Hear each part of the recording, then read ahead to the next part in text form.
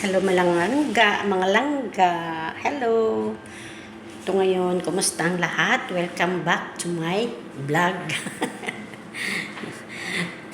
Ito, mag-aayos ako ngayon sa kusina, maglilinis. Ito, tapos na ito, nilinis ko na. Kasi boring upo lang walang masyadong trabaho, kaya magbablog ako ngayon. Kumusta naman mga langga? It's me. Mimay, Wonder Mimay. Mga langga. Ito nga pala kusina ko, di ba? Ito ayusin ko to. Itong ano. Linisin ko. Kasi ilalagyan to ng mga kutsara. Actually, malinis ito Anuhin ko lang kasi walang magawa sa buhay. Ang lamig pa naman, mas lalong nilalamig ako sa kaupo. Linis-linis pag may time. Kumusta ang ating mga New Year? Kailangan magbagong buhay na tayo ngayon. Diyos ko. Ang hirap na ngayon.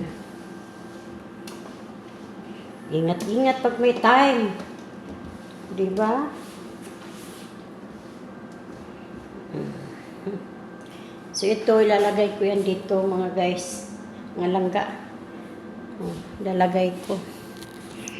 Hirap ito. Kung saan ko ito ilagay. Okay. Saan ko ito ilalagay? Para medyo makita tayo. Okay. Ito muna.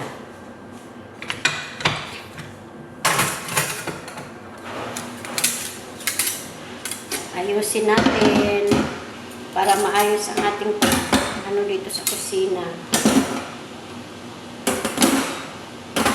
Kailangan maganda ang pagka-organize ng kusina.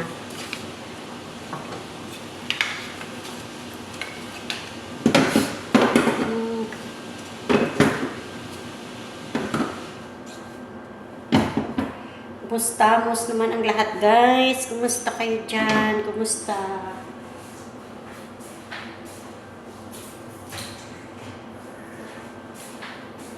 Ganyan talaga ang buhay ng isang OFW.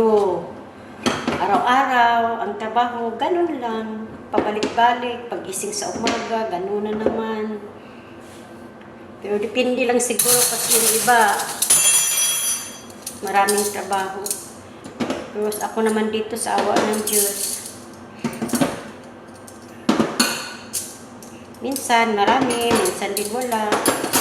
Pero actually talaga dito, wala talaga masyadong trabaho. Isang oras tapos na agad ako kasi walang bata Gigising yung mga amo ko. Is mamaya pang alas 2 o alas 3 ng hapon. So ako lang dito sa kusina. Mag-antay naman ako anong lutuin ko ng pananghalian. Kasi yung amo kong lalaki, yung pagkain niya is ano lang talaga, isang putahe lang talaga na araw-araw yun lang talaga kinakain niya. Chicken fili, chicken breast. Araw-araw yun lang talaga, walang iba kasi nag-gym siya Yung amo ko ng babae, wala namang pili. Kung meron, kakain. Kung wala, ayaw man nilang tumaba. Kasi bagong kasal ko sila. Bata pa ang babae is 18 years old pa. Grabe pa kabutya. 18 years old pa. Yung lalaki naman, yun talaga lalaki, engineer, yun ang alaga ko yun. Ako lang, sa hindi pa siya nag-aasawa, ako lang ang nakakaalam kung anong gusto, anong klaseng pagkain niya. Kaya hiniram ako sa papa niya. Hiniram niya ako. Hanggat wala pa silang katulong, kailangan tuturuan ko pa katulong nila pag dumating yung katulong nila. Kasi hindi naman din pwedeng dito ako kasi yung papa naman nila, yung amo ko talaga, ako lang naman ang nakaalam. Kasi ang tagal ko na 9 years na ako sa kanila Alam ko kung ano yung mga gamot nila, yung mga pagkain nila, kasi may mga sakit na, sugar, high blood, yung gano'n. Yung pagkain nila na hindi masyadong maalat. Kaya kusina lang talaga ako magluluto. Sa ngayon, nandito ako sa anak. So ito, ako na muna. Pero wala namang problema kasi madali lang naman ang trabaho dito.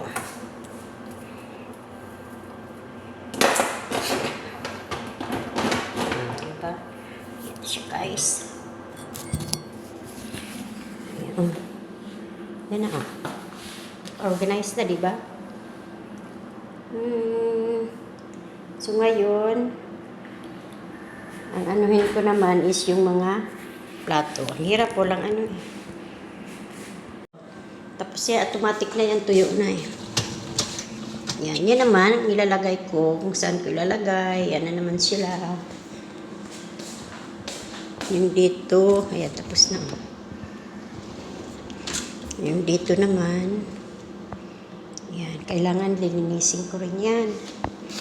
Tatanggalin ko to.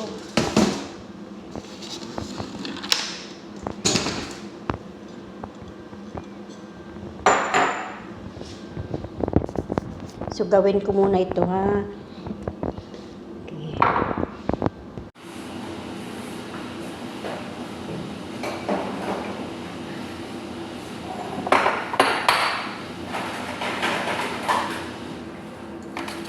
Gawin ang lahat.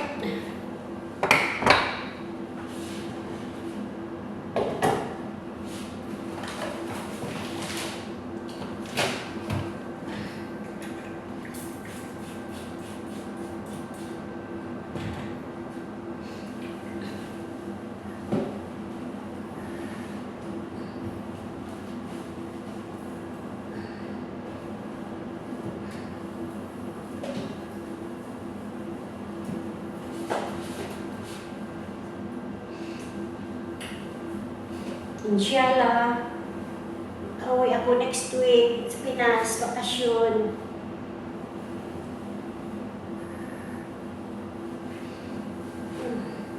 Antay na lang ako, nang wala ko ticket, kung bibilhanan nila ako. Kasi yearly naman ang uwi ko sa Pinas. Bakasyon na naman. Tapos, kasi March, Ramadan. Kumbaga, isang buwan lang ang bakasyon. Kailangan Ramadan, makabalik ako dito.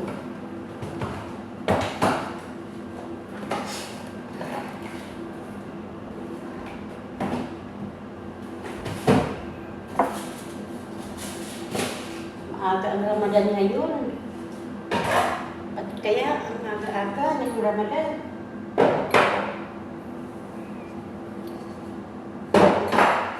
Dati Muslim ang Ramadan, April or May yata last year.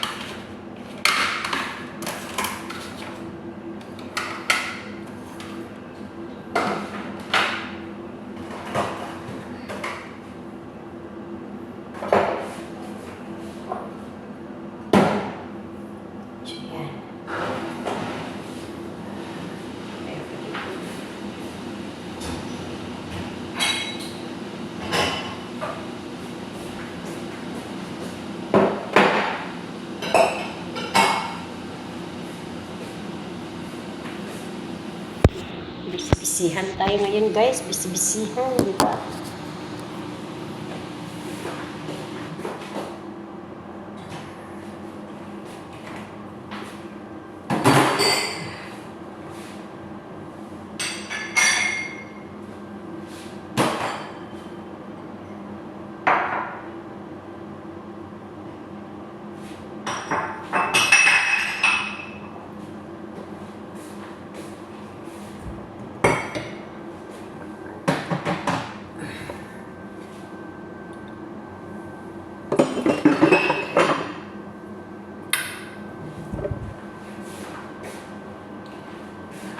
Itong ko.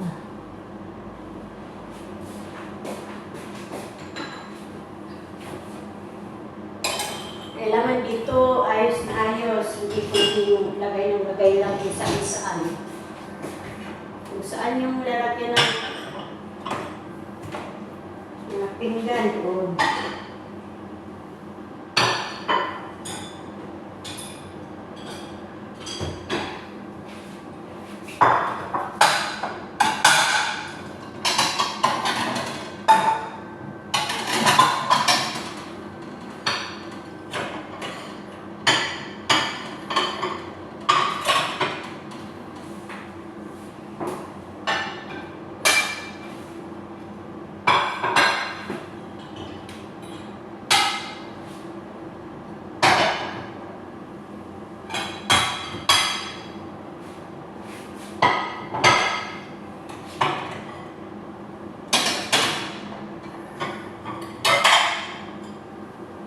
ang bibigat ng mga plato nila.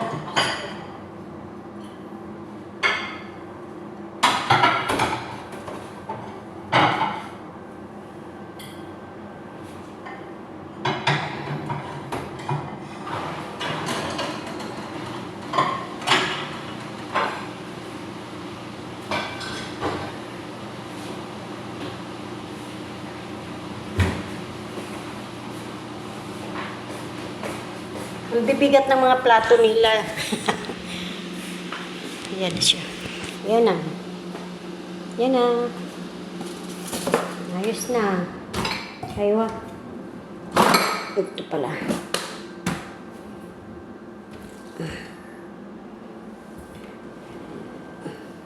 Ito na. Ayos ito.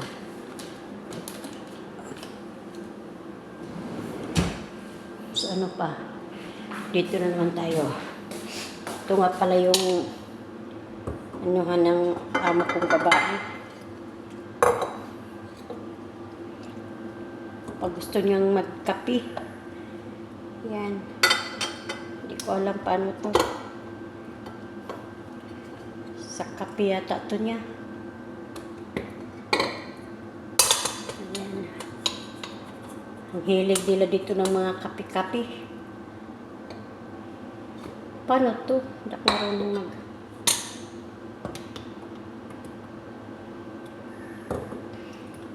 basta yun na. O diba? Ay, hindi. Dito pala to.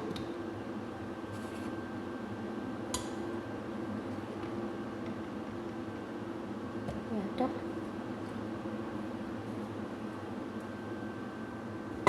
Ganito yata. Basta kayo na. Ito naman malinis na eh. Nilinis ko naman to eh. Ayan, malinis na to eh. Nilinis ko yung kagabi. Yung sahig kagabi, inayos ko na. Nagbanlaw ako kagabi. Check natin itong mga bigas para magpabili kung wala ng laman to. Ano pa? Mayroon pa. Ay, ito. Ano? Ito mga inumin to ng amo kong lalaki sa gym, yung mga gym. Mga protein, mostly mga protein, mamahal naman yan. Tapos ito yung mga vitamins niya. Yan. Basta mga ano yan nila. Mga ano niya yung amo kong lalaki. Yan, kufihan nila. Ay, Diyos ko, yun. Malinis na. Naka-ano na siya. Yan, naka-ready na lahat. O, diba? Yan na. Ayos na. Dito naman sa kabila. Ayan yung sa akin. Naka-stack. Yung ano ko. Pero yung... Ito hindi ako kumakain masyado. Kasi yung ano ko, UTI.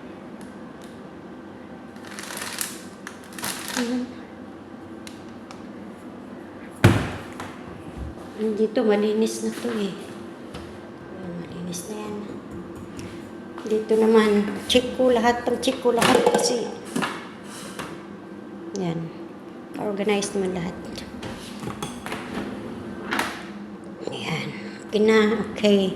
Ito naman ay mga pang-ano to sa pagkain. Yan, mga baharat.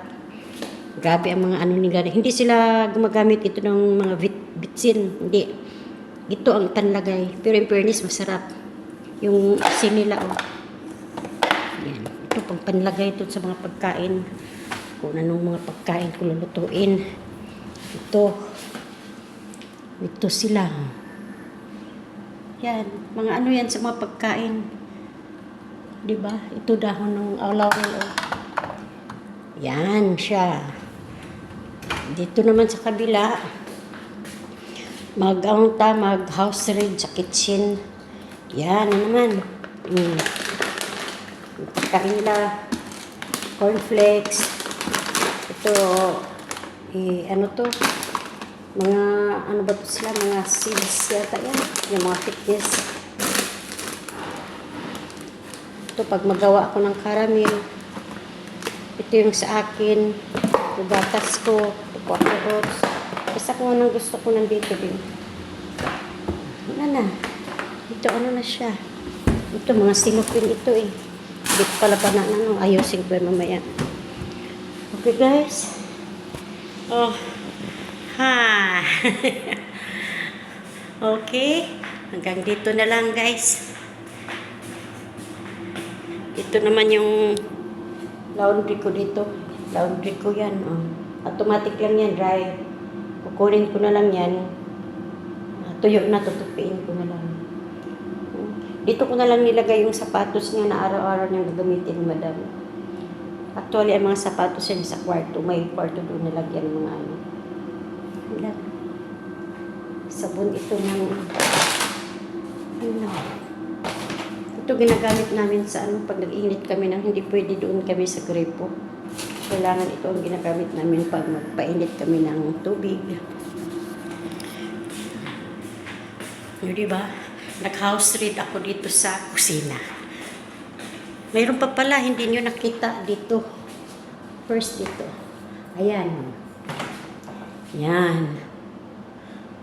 Para sa Ramadan yan. Gagamitin yan sa Ramadan. Alam nyo, mahilig sila ng mga maliliit, mga baso. Pang chai.